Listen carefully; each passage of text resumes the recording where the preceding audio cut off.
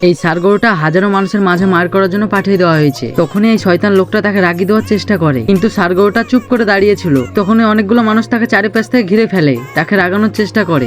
তখনই একটা বদমাশ লোক তার পাছায় সুই ঢুকিয়ে দেয়, যার কারণে ষাঁড় গরুটা পাগল হয়ে দৌড়াতে শুরু করে দেয়। কিন্তু তখনই ফাইটারের লাল কাপড় তার সিংহে আটকে যায়।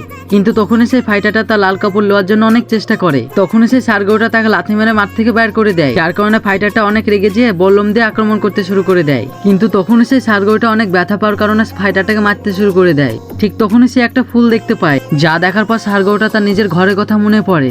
এরপর ফাইটারটাকে ছেড়ে দেয়। তখনই সেই ফাইটারটা তাকে মারার জন্য তলোয়ার উঁচু করে ফেলে, যা দেখার পর ষাঁড় গরুটা চুপ করে বসে পড়ে, যাতে মানুষেরা বুঝতে পারে পশু পাখিদের একটা ভালো মন আছে। যা দেখার পরে সব দর্শকরা চিল্লাতে লাগে, ষাঁড় গরুটাকে ছেড়ে দাও। যার কারণে ফাইটার অনেক ভয় পেয়ে সেই গরুটার কাছ থেকে চলে যায়। তখন সে সব দর্শকরা ষাঁড়টাকে খুশি করার জন্য ফুল ছিটাতে লাগে। যদি ভিডিওটি ভালো লাগে লাইক এন্ড সাবস্ক্রাইব করে দিবেন, তাহলে পার্ট 2 আসবে।